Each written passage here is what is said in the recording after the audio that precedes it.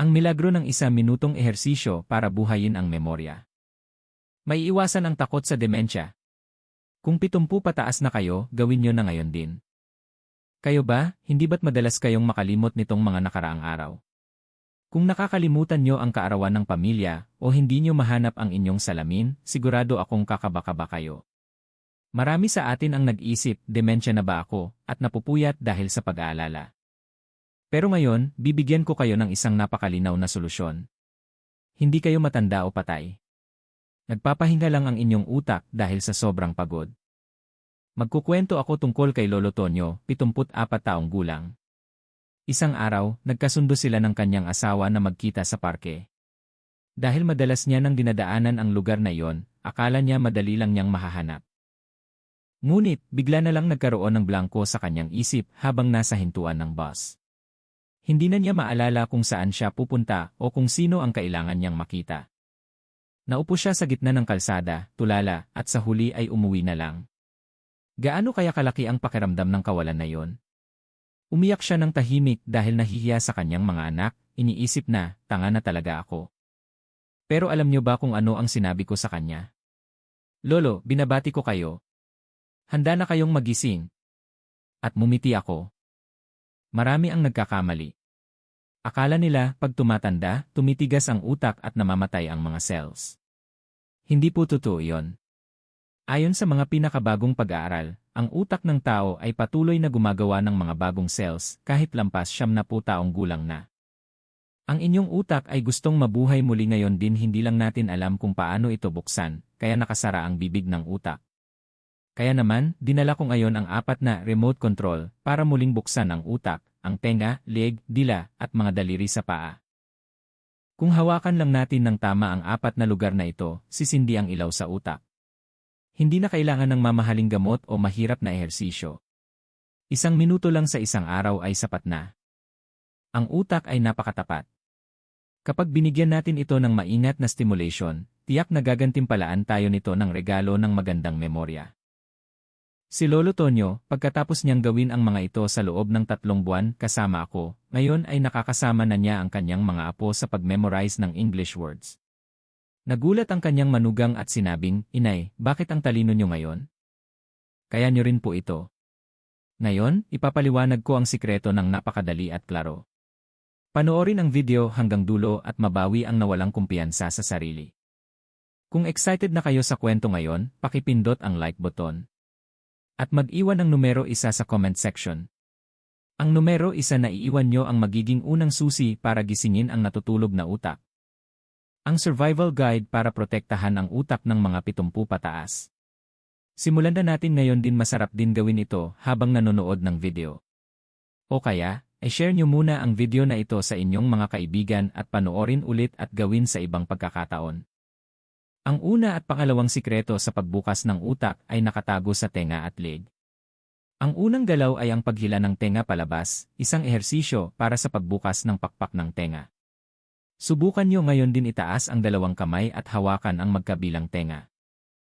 Hawakan ang itaas na bahagi, pagkatapos ang gitnang bahagi, at sa huli, ang ibabang bahagi kung nasaan ang earlobe, at dahan-dahang hilahin palabas sa loob ng 3 segundo bawat isa.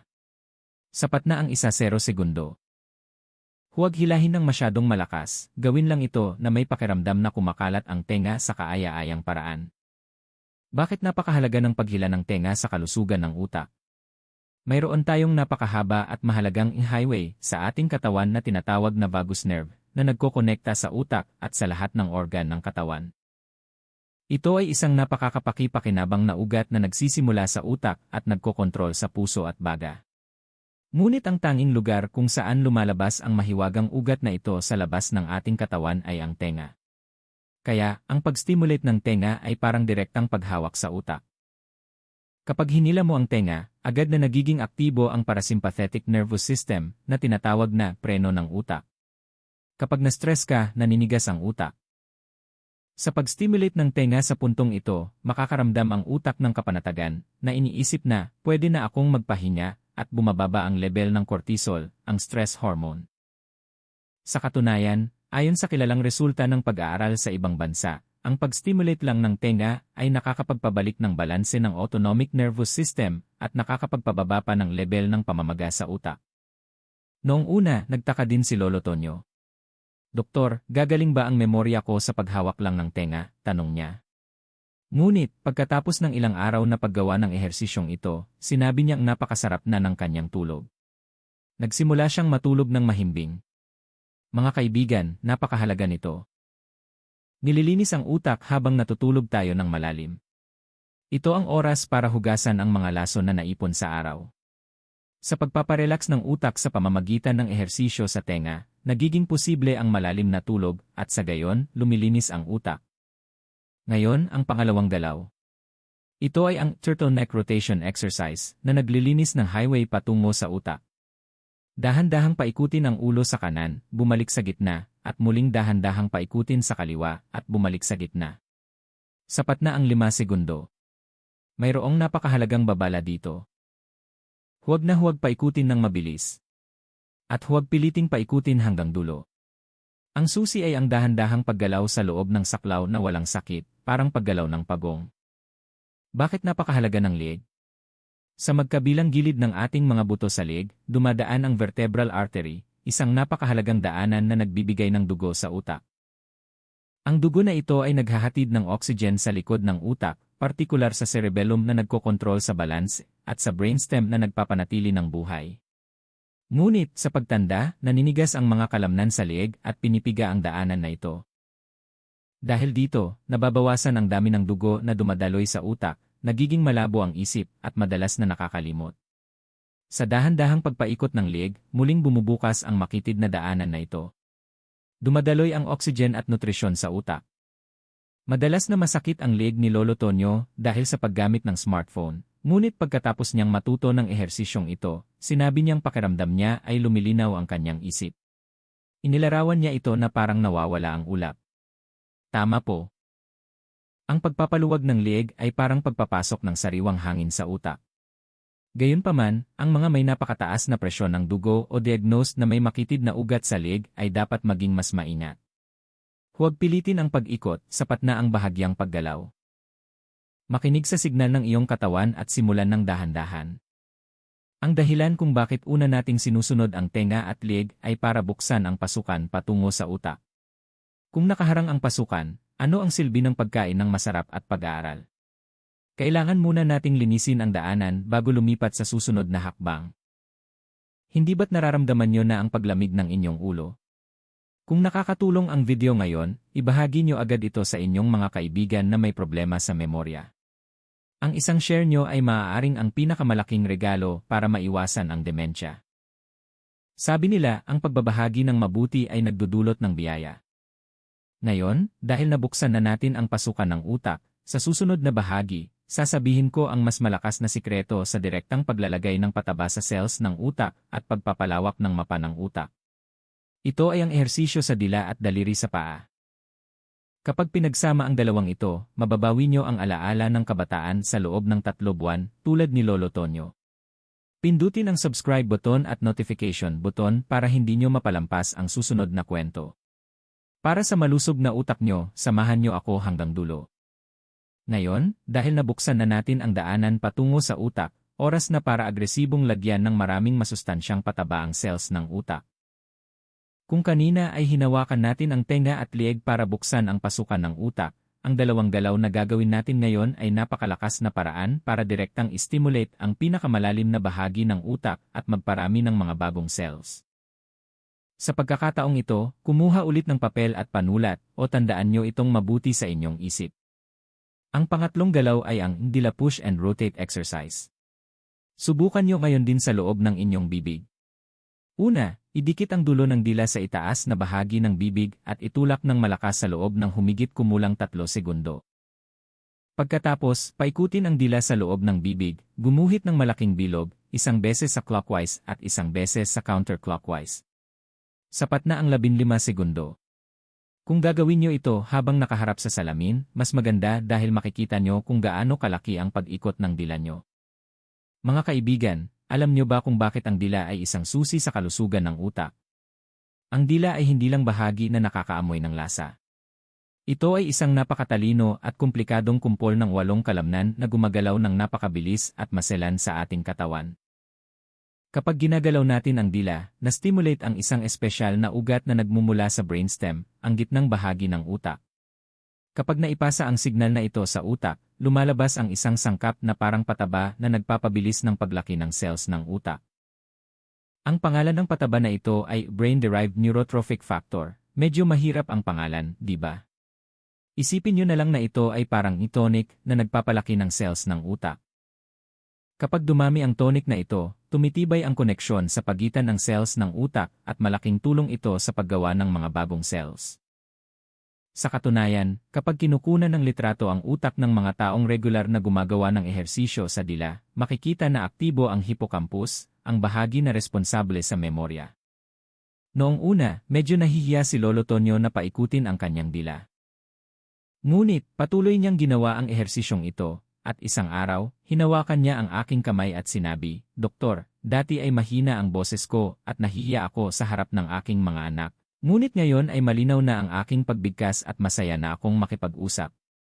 Tama po. Ang ehersisyo sa dila ay hindi lang nakakagising sa utak, kundi pinoprotektahan din nito ang kakayahang magsalita at lumunok ng pagkain na nagdedetermina sa kalidad ng buhay sa katandaan. Ngayon, ang huling ika-4 na galaw. Ito ay ang ito gripping exercise na nagpapalawak ng mapa ng utak at nagpapabalanse. Alisin ang sapatos o igalaw ang mga daliri sa paa sa loob ng medyas ngayon din. Ulitin ang galaw ng pagpiga ng mga daliri sa paa papasok ng mahigpit at pagkatapos ay palawakin ng husto palabas sa loob ng 30 segundo. Ang susi ay ang pagbibigay ng sapat na lakas para maramdaman ang pagbukas ng pagitan ng mga daliri sa paa. Marami ang nagtatanong, bakit ang mga daliri sa paa na malayo sa ulo? Mayroong mga lugar sa ating utak na nakatalaga sa bawat bahagi ng katawan, at ito ay tinatawag na mapa ng utak. Ngunit, nakakagulat na ang bahagi ng utak na nakatalaga sa mga daliri sa paa ay kasing lawak ng sa kamay. Ang paggalaw ng mga daliri sa paa ng detalyado ay nagdudulot ng parehong epekto na parang pagsindi ng ilaw sa malawak na bahagi ng utak.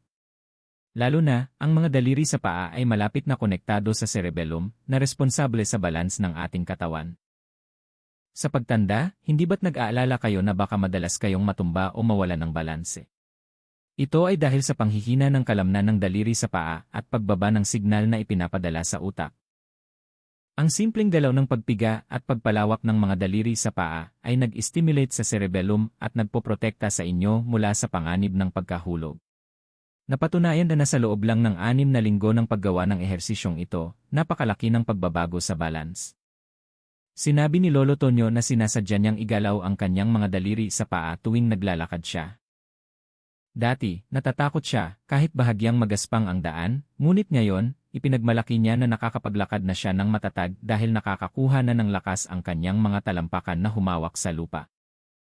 Kapag lumakas ang mga daliri sa paa, lumalakas ang utak, at kapag lumakas ang utak, nagiging matatag ang inyong paglakad. Ngayon, natutunan na niyo ang 4 na remote control ng utak, tenga, leg, dila, at mga daliri sa paa.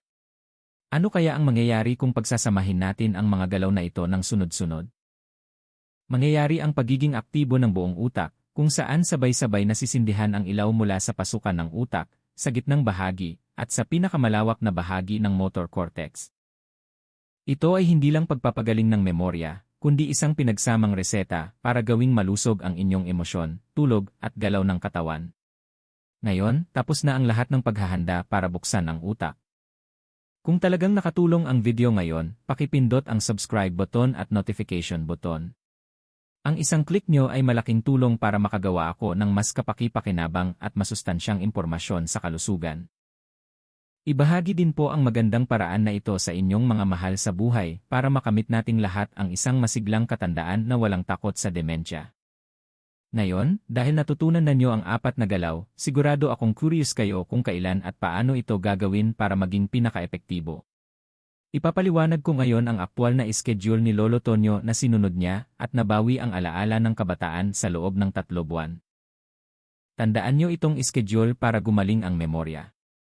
Ang una ay ang rutina na ginagawa sa kama paggising sa umaga.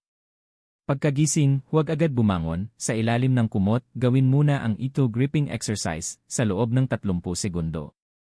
Ito ang unang pagbubukas ng motor cortex ng utak na natutulog buong gabi. Pagkatapos, pumunta sa banyo, maghilamos, at habang nakaharap sa salamin, gawin ang dila push and rotate exercise sa loob ng 15 segundo. Sa pag-ikot ng dila habang nakatingin sa iyong refleksyon, masaya ang utak na nagsisimula sa araw. Ang pangalawa ay ang rutina na ginagawa bago at pagkatapos ng tanghalian. Bago kumain, dahan-dahang paikutin ang leg gamit ang turtleneck rotation exercise sa loob ng 5 segundo. Ito ay para buksan ang mga ugat na patungo sa utak para mas madaling makapasok ang nutrisyon. At pagkatapos kumain, para makatulong sa panunaw at makababa ng stress, gawin ang ear flap stretching sa loob ng 1-0 segundo. Sa ganitong paraan, mas mababawasan ang pakiramdam ng pagiging antok sa hapon. Ang pangatlo ay kapag nanonood kayo ng telebisyon sa gabi. Huwag lang kayong umupo ng tahimik sa oras ng commercial, gawin nyo ang 4 na galaw na itinuro ko ng isang set. Daliri sa paa, dila, tenga, leg, sa ganitong pagkakasunod-sunod. Sapat na ang 1 minuto. Kung gagawin nyo ito tuwing may commercial habang nanonood ng isang drama, madali nyo nang makukumpleto ang daily recommended amount. Ang huli ay bago matulog. Sa oras na ito, mag-focus sa ear flap stretching at neck rotation. Ito ay isang napakahalagang oras para i-relax ang utak, magdulot ng malalim na tulog, at makatulong sa paglabas ng mga lason sa utak buong gabi. Idinikit ni Lolo Tonyo ang schedule na ito sa refrigerator at sinunod niya ito sa loob ng 100 araw. Noong una, nakakalimutan niya kaya nag-set pa siya ng alarm, ngunit ngayon, nakasanayan na niya ito na parang pagsisipilyo at nakakaramdam siya ng kakulangan kung hindi niya ito gagawin. Dahil dito, natutuwa siya na hindi lang ang kaarawan ng kanyang manugang ang naalala niya, kundi hindi na rin siya nalilito sa numero ng apartment. Ngayon, sasagutin ko ang ilang madalas ninyong tanong. Ang unang tanong ay, Doktor, mas maganda ba kung mas marami akong gagawin nito? Ang sagot ko ay hindi po. Mahalaga ang pahinga sa utak, tulad ng stimulation. Sapat na ang 3 hanggang 4 na beses sa isang araw. Kung sosobrahan, baka masaktan ang kalamnan o mapagod, kaya mas maganda kung sapat lang sa pakiramdam. Ang pangalawang tanong ay, sumasakit ang panga ko kapag ginagawa ko ang ehersisyo sa dila, pwede ko pa rin bang ituloy? Huwag na huwag pilitin. Para sa mga mahina ang panga, huwag masyadong idilat ang bibig, sapat na ang maliit na pag-ikot ng dila sa loob ng bibig para maging epektibo. Kung makaramdam kayo ng sakit, ihinto agad at bawasan ang intensity, ito ang matalinong paraan ng pag-ehersisyo. At mayroon akong napakahalagang sasabihin bilang isang doktor. Ang mga ehersisyo na itinuro ko ay para sa pagpapanatili ng kalusugan ng utak.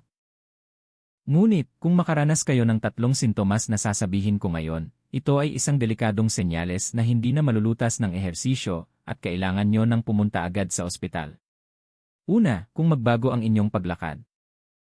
Kung bumababa ang memorya at sabay nito ay hirap na kayong igalaw ang paa mula sa lupa at nagiging masyadong maiksi ang mga hakbang, baka ito ay sakit na may tubig sa utak. Pangalawa, kung bigla na lang kayong makaranas ng incontinence o hirap pigilan ang pag-ihi. Pangatlo, kung masyado kayong nalulungkot na ayaw nyo nang gumawa ng kahit ano at sumasagot lang kayo ng hindi ko alam kahit tanungin. Ang mga sintomas na ito ay hindi lang simpleng pagtulog ng utak, kundi senyales na kailangan ng gamutan, kaya kailangan nyo talagang humingi ng tulong sa eksperto. Bukod pa rito, kung bigla kayong nahihirapan magsalita o humina ang isang braso at paa at agad ding bumalik, ito ay maaaring senyales ng stroke. Huwag nyo nang baliwalain na baka wala lang at agad na pumunta sa isang malaking ospital. Ang inyong kalusugan ay nagsisimula sa pagprotekta sa golden hour. Handa na ba kayong gawin? Mag-iwan ng gagawin o isimulan sa comment section. O kaya mag-iwan ng numero 2. Mas malakas ang pagnanais na maging consistent kung isusulat ito kaysa sa pagpapasya lang sa sarili. At mag-iwan din ng encouraging comments sa ibang nag-comment. Walang gamot na kasing ganda ng pagiging malusog na magkakasama sa pamamagitan ng paghihikayat sa bawat isa. Ngayon, sa huli, ibubuod ko ang mga natutunan natin ngayon at magbibigay ako ng isang mainit na paalala. Mag-focus hanggang dulo. Maraming salamat sa inyong pagtiyaga sa pag-aaral tungkol sa kalusugan ng utak kasama ako ngayong araw.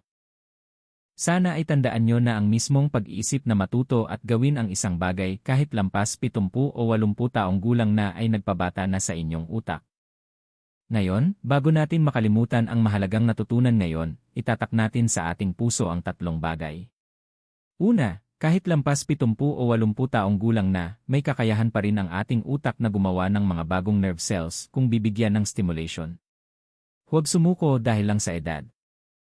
Pangalawa, ang 1 minutong pagsisikap sa isang araw na i-stimulate ang tenga, liig, dila, at mga daliri sa paa ay ang pinakamalakas na switch para buksan ang natutulog na utak.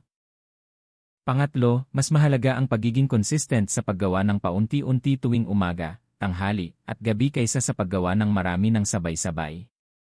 Gusto niyo pa ba ng kaunting kwento tungkol kay Lolo Tonyo, 74 taong gulang, na aking ipinakilala kanina? Ngayon, pagpasok niya pa lang sa klinik, iba na ang tunog ng kanyang paglakad.